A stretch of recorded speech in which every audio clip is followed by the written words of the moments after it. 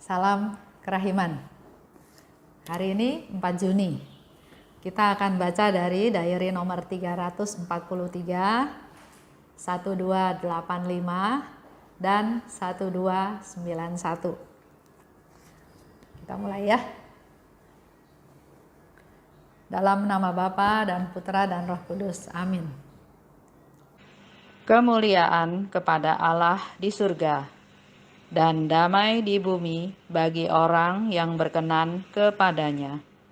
Kami memuji Dikau, kami meluhurkan Dikau, kami menyembah Dikau, kami memuliakan Dikau, kami bersyukur kepadamu karena kemuliaan-Mu yang besar. Ya Tuhan Allah, Raja Surgawi, Allah Bapa yang Maha Kuasa. Ya Tuhan Yesus Kristus, Putra yang Tunggal. Ya Tuhan Allah, Anak Domba Allah, Putra Bapa. Engkau yang menghapus dosa dunia, kasihanilah kami. Engkau yang menghapus dosa dunia, kabulkanlah doa kami. Engkau yang duduk di sisi Bapa, kasihanilah kami. Karena hanya Engkaulah kudus, hanya Engkaulah Tuhan, hanya Engkaulah Maha Tinggi, ya Yesus Kristus, bersama dengan Roh Kudus dalam kemuliaan Allah Bapa. Dalam nama Bapa dan Putra dan Roh Kudus. Amin. Kita lihat 343. Ya Yesus, aku bersyukur kepadamu atas salib-salib harian yang kecil, atas rintangan terhadap usaha-usahaku, atas kerasnya kehidupan bersama, atas salah tafsir terhadap maksud-maksudku, atas penghinaan dari pihak orang-orang lain, atas perlakuan kasar terhadap kami, atas kecurigaan-kecurigaan yang tidak beralasan, atas buruknya kesehatan dan hilangnya kekuatan, atas penyangkalan diri, atas mati terhadap diri sendiri, atas kurangnya pemahaman dalam segala sesuatu, atas kacau balaunya semua rencanaku. Syukur kepadamu ya Yesus, atas penderitaan batin, atas kegersangan rohani, atas kegentaran, atas ketakutan dan kegelisahan, atas kegelapan dan malam batin yang pekat, atas pencobaan dan aneka siksaan, atas siksaan yang terlalu sulit dilukiskan, khususnya atas semua hal yang tidak dipedulikan orang, atas saat kematian dengan pergulatannya yang menakutkan, dan atas semua kepahitannya. Aku bersyukur kepadamu ya Yesus, karena Engkau sudah lebih dulu minum piala kepahitan itu, sebelum Engkau memberikannya kepadaku dalam ukuran yang jauh lebih ringan. Aku menempelkan bibirku pada piala kehendak-Mu yang kudus. Biarlah semua terjadi menurut perkenan-Mu. Biarlah apa yang ditetapkan oleh kebijaksanaan-Mu sebelum segala abad terlaksana padaku. Aku ingin meminum piala itu sampai tetes terakhir, dan tidak ingin tahu alasannya. Dalam kepahitanlah sukacitaku, dalam keputusasaanlah kepercayaanku. Dalam Dikau ya Tuhan, segalanya baik. Segalanya adalah anugerah hati kebapaan-Mu. Aku tidak mengutamakan penghiburan di atas kepahitan, atau kepahitan di atas penghiburan. Tetapi atas segala sesuatu aku bersyukur kepadamu ya Yesus.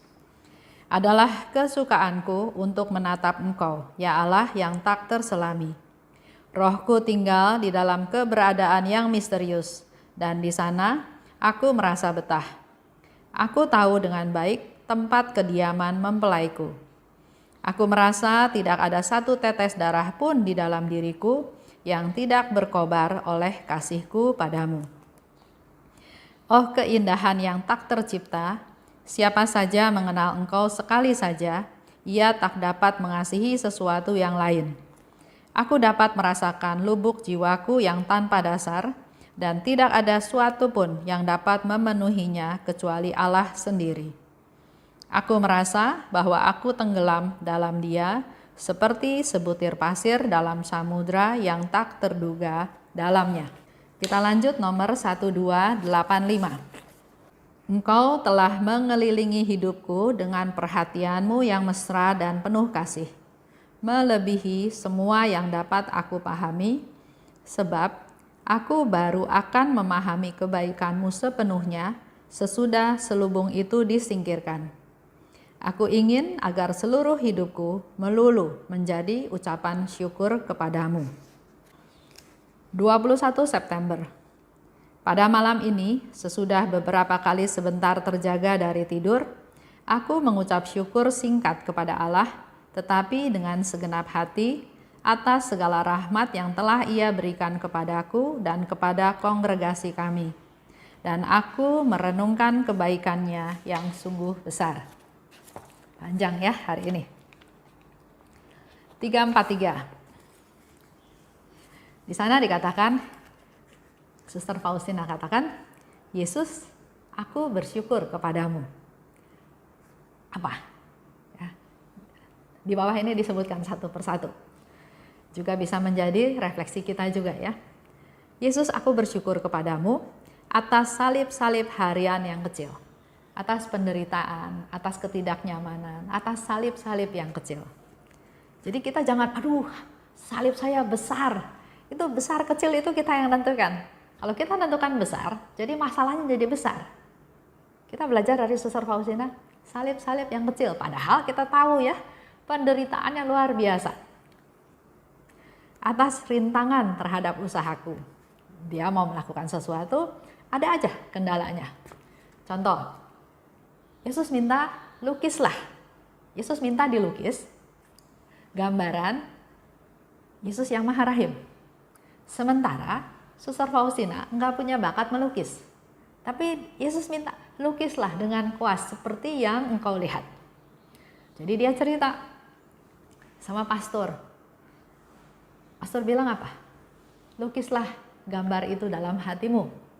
Begitu keluar dari ruang sakramen pengakuan, dia dengar, gambarku sudah ada di dalam hatimu. Aku ingin gambar itu dilukis dengan kuas dan seterusnya dan seterusnya. Jadi apa yang harus dilakukan? Karena dia kerja di dapur, dia ngobrol lah sama suster. Dia mencoba menggambarkan apa yang dia lihat dengan tepung. Bisa bayangkan ya jadinya kayak apa. Di satu pihak, Yesus terus minta supaya gambar ini dilukis. Karena melalui gambar ini Tuhan akan memberikan banyak rahmat. Gambar ini adalah satu wadah yang perlu dibawa pada saat ketemu Tuhan. Wadah itu penuh dengan banyak rahmat dan berkat, dan Tuhan mau memberikan banyak rahmat melalui gambar ini, melalui wadah ini. Sementara Suster Faustina nggak tahu harus ngomong sama siapa. Bapak pengakuannya nggak dukung. Cerita sama temennya juga nggak bisa jadi gambar kayak apa. Di situ lihat ya, tahun 1931 Suster Faustina melihat gambaran Yesus yang Maha Rahim. Yang Yesus mau apa? Ketaatan. Dia tetap minta kepada Faustina, sementara seolah-olah Faustina nggak dikasih jalan. Tapi di situ Yesus mau minta ketaatannya Suster Faustina. Suster itu ngomong lagi, sampai akhirnya Pastor Sopotsko bilang, oke lah, tahun 1934 Suster Faustina diperkenalkan dengan satu pelukis, namanya Kasirimus. Ya, nah si pelukis ini disuruh melukis gambaran seperti yang Faustina lihat. Yang jadi modelnya siapa? Yang jadi modelnya adalah Pastor Sopotsko di satu rumah di Vilnius. Saya dan Haryanto juga pernah ke sana. Itu juga mujizat karena di sana bukan bahasa Inggris, bahasa pengantarnya. Jadi semuanya pakai bahasa tubuh. Sampai akhirnya karena kita nggak bisa ngomong dan mereka juga kebanyakan orang-orang tua yang juga nggak bisa, nggak ngerti, akhirnya kita jalan, modal jalan, kita nyari tempat itu. Bisa dibayangin ya, di kota negara yang nggak bisa bahasa Inggris, nggak ada tanda-tanda tulisan bahasa Inggris, terus kita nyari, hanya dasar pakai peta. cari ke sana sini nggak ketemu, udah give up, kita udah nyerah. Haryanto bilang, coba lihat sih bukunya kayak apa, karena saya bawa buku kecil. Begitu dilihat bukunya, di situ ada foto dari rumah tempat gambar kerahiman itu dilukis. Begitu lihat gambar itu, begitu kita lihat ke depan, bangunan itu ada di situ, persis seperti yang ada di buku. Itu mukjizat luar biasa. Kita tadinya udah nyerah mau pulang. Dan di situ akhirnya ketemu. Kembali lagi ke ceritanya ya. Jadi Kasirimus ini adalah dia melukis. Dasarnya hanya dari arahannya Suster Faustina. Saya lihatnya gini, pakai bajunya putih, kemilau, mengeluarkan sinar merah, sinar pucat. Yesusnya seperti ini, tangannya seperti ini, kakinya seperti ini, dan seterusnya. Jadilah gambar itu pada tahun 1934. Waktu Suster Faustina lihat, dia nangis. Aduh, kok gambarnya nggak sesuai dengan apa yang dia lihat. Tapi Yesus bilang, bukan gambarnya yang penting, tapi makna dari gambar itulah, itu yang jauh lebih penting. Ya, jadi ada rintangan, dan Faustina katakan, aku bersyukur atas rintangan terhadap usahaku. Kerasnya kehidupan bersama. Hidup dalam biara bukan artinya semua orang suci. Ada aja perbedaan, pertentangan, perdebatan, seneng gak seneng. Ada muder yang marahin Suster Faustina dengan sangat kasar, dengan sangat keras. Ada yang menyangka Suster Faustina itu sinting, sampai dia dibawa ke psikiater, dites apakah dia gila atau tidak. Ada juga yang anggap Faustina itu malas. Dia pura-pura sakit sehingga dia nggak mau kerja. Dan di sini dikatakan, bersyukur atas kerasnya kehidupan bersama. Bersyukur atas salah tafsir terhadap maksud-maksudku. Ada maksud baik. Contoh ya, ada suster jahatin Suster Faustina. Ketahuan sama mudar. Suster itu dihukum. Faustina tujuannya mau menemani suster itu supaya sama-sama dihukum. Terima kasih. Enggak, dia kesel, dia marah. Jadi ada salah tafsir. Bersyukur atas penghinaan. Bersyukur atas perlakuan kasar. Bersyukur atas kecurigaan. Bersyukur juga atas buruknya kesehatan. Karena kesehatan dia jelek, maka kekuatannya pun hilang. Bersyukur atas penyangkalan diri. Enggak bela diri, terima aja. Bersyukur atas mati terhadap diri sendiri. Bukan saya lagi fokusnya, tapi orang lain. Bersyukur atas kurangnya pemahaman. Kalau baca cerita dari diary ini, Suster Faustina juga banyak hal yang dia nggak ngerti. Contohnya, Yesus minta dibikin ada kongregasi baru. Dia berpikir, oh, Yesus minta Suster Faustina bikin kongregasi yang baru, keluar dari kongregasi yang ada, bikin yang baru. Tapi ternyata bukan itu, dan tidak langsung diberi penjelasan dalam proses perjalanan hidupnya.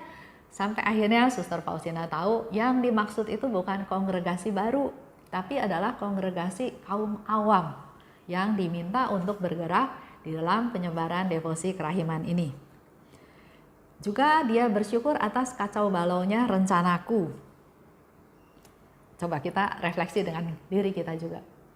Dengan adanya masa corona ini, mungkin banyak rencana yang kacau balau ya.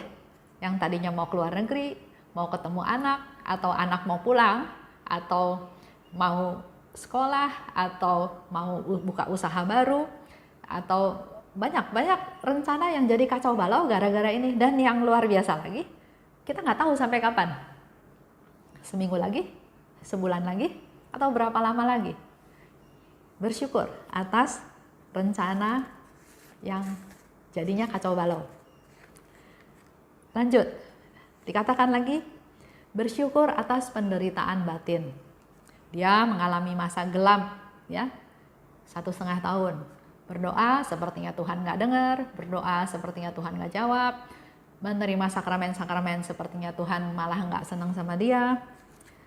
Bersyukur juga atas kegersangan rohani. Bersyukur atas kegentaran. Bersyukur atas ketakutan. Masa depannya gimana ini? Ya. Bersyukur atas segala kegelisahan. Bersyukur atas kegelapan. Bersyukur atas malam batin yang pekat. Bersyukur atas pencobaan. Bersyukur juga atas siksaan. Suster Faustina sering mengalami stigmata rohani, ya. Jadi kalau Padre Pio atau ada satu ibu namanya Theresia Neumann di Jerman, itu hari-hari tertentu keluar darah dari telapak tangannya. Kalau Suster Faustina, dia mengalami sakratul maut, dia mengalami siksaan tersebut, tapi secara rohani, tidak secara fisik, jadi nggak kelihatan. Bersyukur juga atas kematian dengan pergulatannya yang menakutkan. Saya coba cerita lagi ya. Ada satu kali diajak ke rumah duka. Waktu itu petinya belum ditutup. Nah, salah satu teman yang peka, dia bilang sama saya, "Esther, kita harus doa lagi nih. Kita udah doa, tapi dia bilang waktu kita duduk, dia bilang kita harus doa lagi." Kenapa? Ya karena saya lihat tuh rohnya yang meninggal itu lagi ditarik-tarik antara bayangan putih dan bayangan hitam. Ya saya nggak percaya, karena saya nggak lihat, saya nggak peka, dan saya belum dengar, belum baca dari diary ini. Tapi karena diajak doa, ya hayu kita doa saja. Jadi kita doa lagi, setelah selesai berdoa, terus teman saya bilang, ya sudah oke. Sudah nggak ada bayangan hitamnya, katanya gitu. Ya sudah selesai. Tapi dengan mendalami diary ini, ternyata saya tahu, memang itu pun dialami oleh Suster Faustina. Suatu hari dia diminta oleh Tuhan untuk berdoa koronka buat yang sekarat. Dia datang, dia lihat di situ si yang sakit sedang sekarat di pembaringan, hanya ditemani dengan anggota keluarganya, dan di situ banyak sekali bayangan hitam. Suster Faustina berdoa koronka, bayangan hitam itu marah, teriak-teriak, tapi Suster Faustina tetap berdoa, dan akhirnya bayangan hitam ini dengan teriakan yang keras dia lari. Pada waktu sudah tidak ada bayangan hitam, akhirnya si sakit ini meninggal dengan damai. Jadi di sini dikatakan lagi, saat kematian dengan pergulatannya yang menakutkan. Terima kasih juga, bersyukur juga atas kepahitan. Lanjut, dia katakan lagi, aku bersyukur karena engkau lebih dahulu minum piala kepahitan sebelum memberikannya padaku dalam ukuran yang jauh lebih ringan. Suster Faustina bersyukur karena Tuhan sudah mengalami penderitaan tersebut. Sehingga walaupun Suster Faustina mengalami penderitaan yang lebih ringan, tapi dia yakin, dia percaya Tuhan pasti tolong. Karena dia sudah menikmati, sudah mengalami penderitaan itu lebih dahulu. Sekarang keinginan dari Suster Faustina. Aku ingin meminum piala itu sampai tetes terakhir. Jadi dia punya keinginan. Kita semua juga harus punya keinginan, punya minat, punya kemauan, punya tujuan. Harus ada yang mau kita tuju. Apa? Ya. Suster Faustina katakan, aku ingin minum piala itu sampai tetes terakhir. Jadi piala tahu ya penderitaan. Bukan untuk dihindari. Tapi coba diterima. Itu akan berdampak jauh lebih baik daripada ada penderitaan dihindari-hindari. Penderitaan itu datang dengan sendirinya. Yang perlu kita lakukan adalah menerima. Nggak usah dicari juga. Nanti dia datang. Ya, jadi aku ingin minum. Jadi sebelum penderitaan itu datang, dia sudah bilang aku ingin minum penderitaan itu. Jadi pada waktu datang, dia lebih mudah bersyukur. Ya. Karena dalam kepahitan di situ timbul sukacitaku. Dalam aku sendiri, dalam aku dikucilkan, dalam aku dihina, diinjak-injak, dianiaya, timbul sukacitaku karena aku punya Tuhan yang membela aku, yang memelihara aku, yang melindungi aku, yang menjaga aku. Enggak perlu orang lain. Jadi dalam kepahitan sukacitaku timbul, ya. Dalam keputusasaan kita, kalau masih bisa ini, masih bisa itu, kita biasanya lupa Tuhan. Semuanya kita pakai otak kita. Bikin strategi ini, bikin strategi itu, ya. Tapi di sini dikatakan oleh Suster Faustina, dalam keputusasaan kepercayaanku tumbuh. saya udah nggak bisa ini, nggak bisa itu, tapi saya makin percaya bahwa Tuhan itu nggak tinggal diam. Tuhan itu nggak akan biarkan saya jatuh tergeletak. Tuhan itu pasti akan menolong saya. Tuhan pasti akan mengulurkan tangannya untuk menolong saya.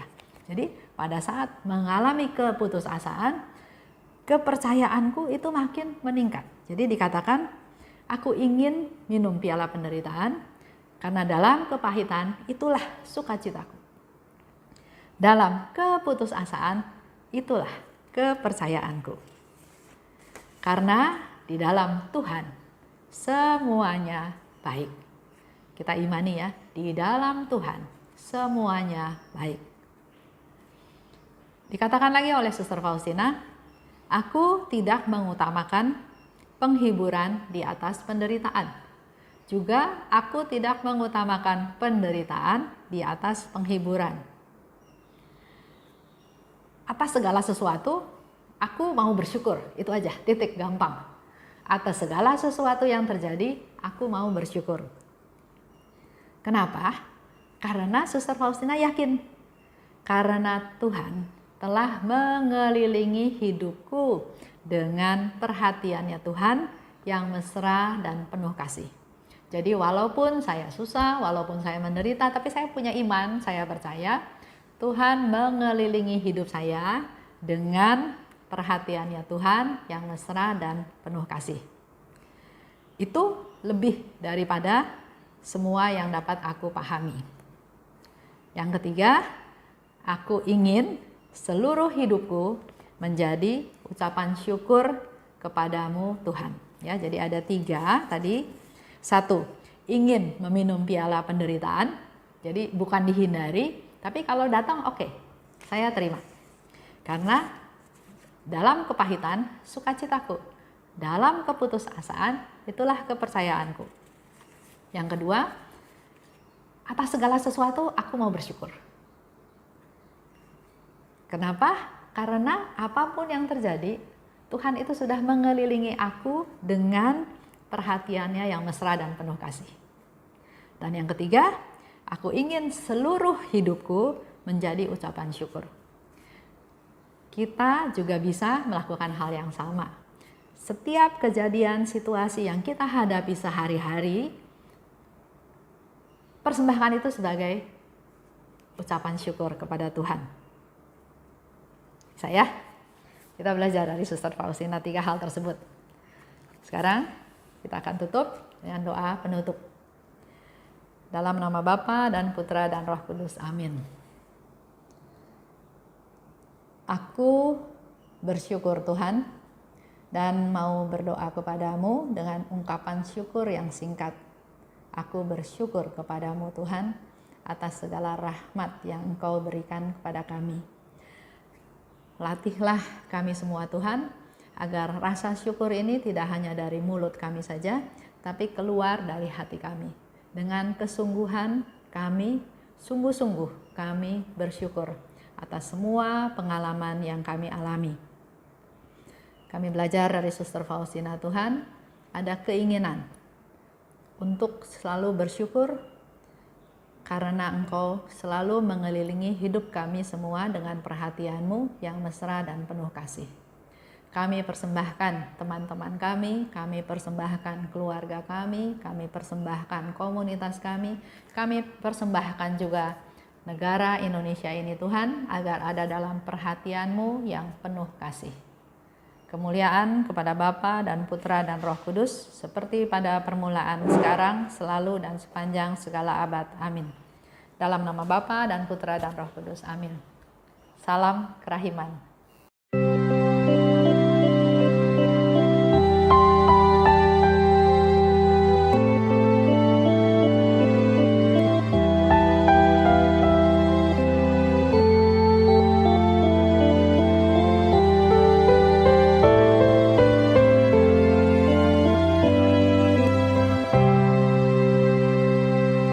Syukur kepadamu ya Allah,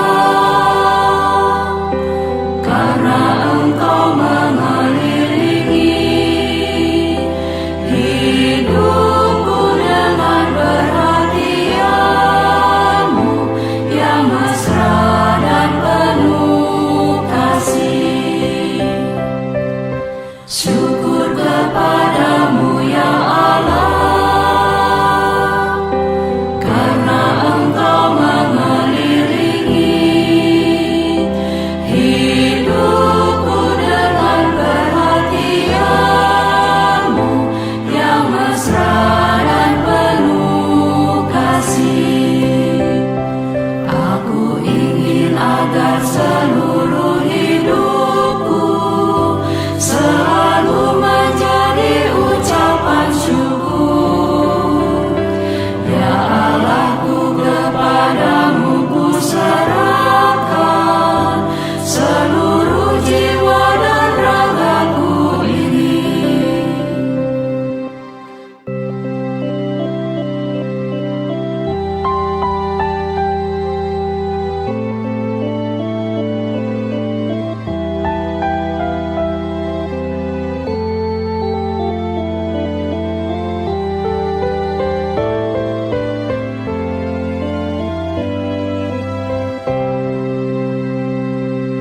Syukur kepadamu ya Allah, karena Engkau mengelilingi hidupku dengan perhatian-Mu yang mesra dan penuh kasih.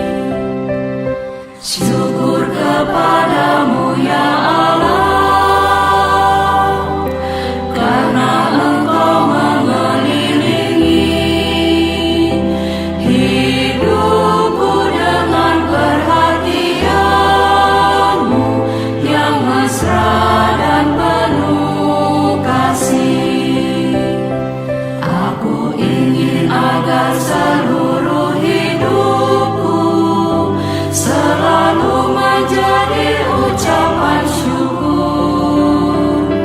Ya Allahku, kepadamu ku serahkan seluruh jiwa dan ragaku ini. Syukur kepadamu ya Allah, karena Engkau mengelilingi hidupku dengan perhatian-Mu yang mesra